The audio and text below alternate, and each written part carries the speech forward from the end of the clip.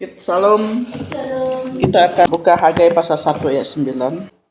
Kamu mengharapkan banyak, tetapi hasilnya sedikit. Dan ketika kamu membawanya pula ke rumah, aku menghembuskannya. Oleh karena apa? Demikianlah firman Tuhan semesta alam. Oleh karena rumahku yang tetap menjadi reruntuhan, sedang kamu masing-masing sibuk dengan urusan rumahnya sendiri. Amin. Silakan duduk. Pada pagi hari ini kita akan belajar pada kebenaran firman Tuhan. Jangan kita menunda waktu untuk bertobat. Dalam kitab Hagai ini kita lihat bahwa mereka pulang dari pembuangan Babel. Jadi dalam pembuangan Babel itu mereka nggak boleh ibadah dan sebagainya. Dan biasanya setiap orang yang mempunyai sifat yang berbeda-beda ya. Beberapa orang pasti mempunyai sifat yang patut dicontoh. Seperti halnya selalu berkata jujur, tidak sombong, murah senyum. Sifat itulah yang bisa menjadi contoh yang baik untuk ditiru. Ada juga orang yang memiliki sifat yang buruk yang susah dihilangkan. Sifat buruk itu bisa kita kurangi jika kita punya niat untuk merupakannya. Bagaimanapun musuh terbesar kita adalah sifat kurang baik pada diri kita sendiri.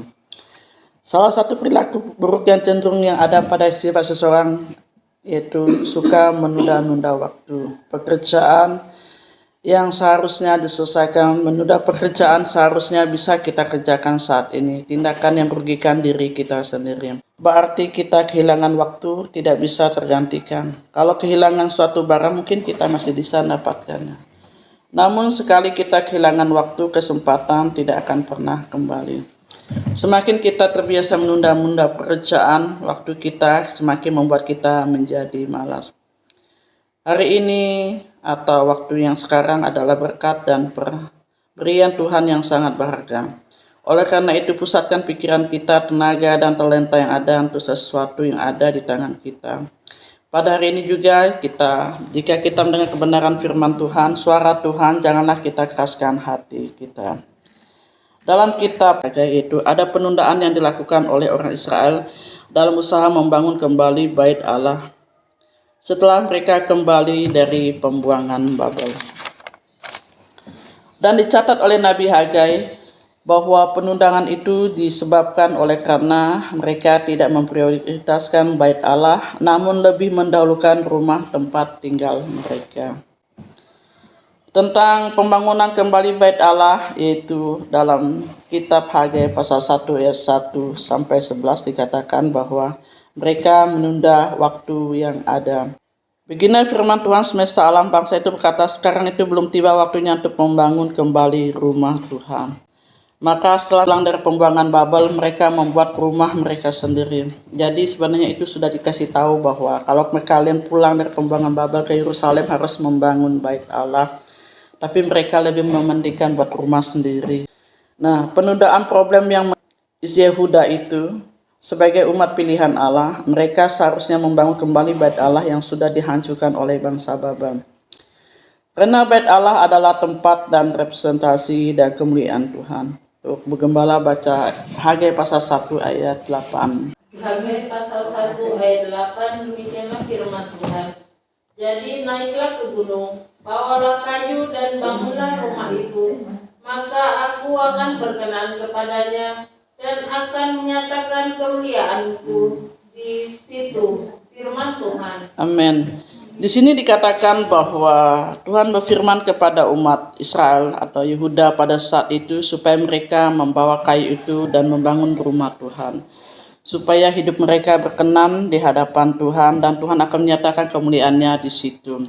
Nah, hal itu dikatakan kepada kita, jadi kita saat sekarang ini, di akhir zaman ini kita harus kita terlebih dahulu mengutamakan Tuhan. Apapun yang kita lakukan sebelumnya kita harus berdoa, kita harus mencari Tuhan supaya apapun yang kita lakukan berkenan di hadapan Tuhan.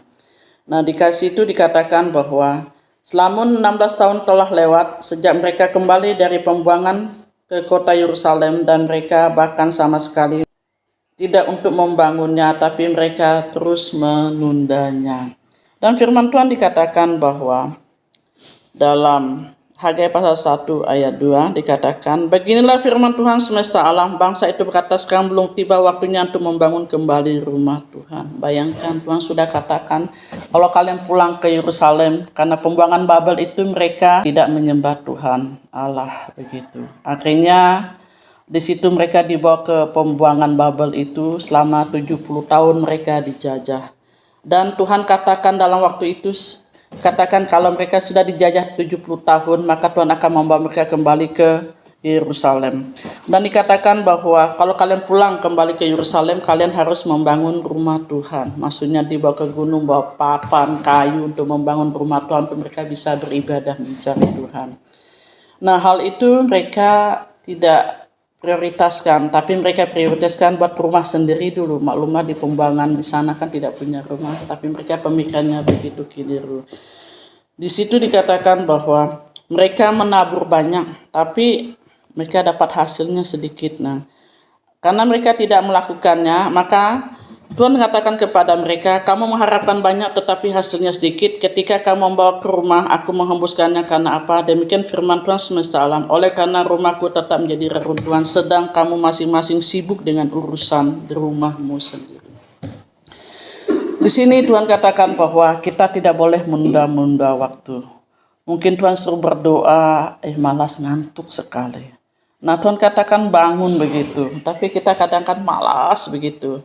Dan disitulah kita belajar seperti di kitab ini, di kitab Hagai dikatakan bahwa saat mereka melakukannya, mereka mencari Tuhan, maka Tuhan memberkati mereka. Nah, untuk kita sekarang, kalau Tuhan katakan kepada kita untuk berdoa, untuk baca firman, dan kita pergi datang ibadah, jadi kita jangan keraskan hati, kita lakukan. Nah, kita minta kekuatan Roh Kudus supaya kita dimampukan untuk melakukannya, supaya kita diberkati Tuhan. Dikatakan bahwa jika kita memasukkan prioritas utama yang berkaitan dengan kehendak Allah dalam diri kita, berarti kita telah meninggalkan sesuatu sumber yang sangat vital bagi kehidupan dan keberhasilan kita.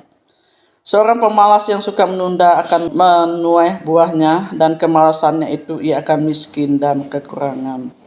Dalam Amsal pasal 24 ayat 33 dikatakan, tidur sebentar lagi, mengantuk sebentar lagi, melipat tangan sebentar lagi, tinggal terbaring.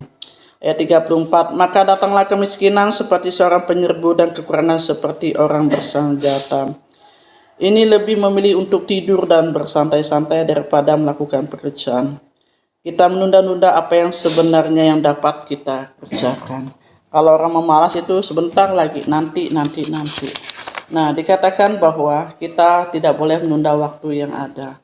Di sini ada kesaksian di dalam jemaat Pak Johan itu yang ada di Sekadau, bahwa dia diajak orang itu ngajaknya, ayolah sembahyang Pak, Bu, enggak apa-apa, masih ada minggu depan.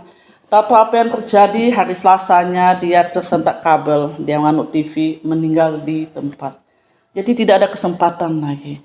Kalau kita waktu yang ada, kita gunakan waktu, masih bisa ibadah, kita datang untuk beribadah mencari Tuhan. Bukan mencari kita di sini, tapi kita mencari Tuhan. Kan mengapa? Hidup kita ini di tangan Tuhan. Kalau Tuhan bilang, hidup kita ini seperti rumput, seperti bunga. Mungkin paginya mekar, sorenya sudah layu. Dalam artian ini kita tidak tahu kapan kita dipanggil Tuhan. Jadi kita nggak bisa menundarkan waktu yang ada. Kita dimanapun kita berada, kita harus berdoa dalam hati, Tuhan Yesus tolong. Karena apa yang sering saya alami ya. Pernah kami pelayanan ke sana itu dulu ikut mereka itu pelayanan malam-malam pulang kan. Jalan Sanggau Bodok itu kan hancur. Di situ itu karena saking lajunya udah jam 1, setengah 2 pagi gitu kan, hujan deras, jadi kita laju. Cuma waktu itu pas kena lubang, saya pikir ini mau kelempar ke kanan ke kiri, saya pejam mata gitu. Akhirnya saya teriak, Yesus tolong saya gitu. Tiba-tiba motor saya itu cuma maksudnya tidak jatuh ke kiri ke kanan, itu dalam. Nah, tangan Tuhan bisa menolong kita. Pada saat kita berdoa, kita sering berdoa, malaikat Tuhan menjaga kita. Karena dikatakan Tuhan mengutuskan malaikatnya untuk menjaga kita masing-masing. Saat kita berdoa, Yesus tolong, dan malaikat itu turun tangan. Puji Tuhan saat itu tidak terlempar ya. Kalau orang lain mungkin banyak yang sudah jatuh atau apa luka. Karena sebelum ke sana saya lihat, Bu, saya ini jatuh, Bu, kata terlalu dalam. Nah, kita bersyukur pada saat ini Tuhan masih berikan kita kesempatan supaya kita belajar pada firman Tuhan, kita tidak menunda-nunda waktu yang ada.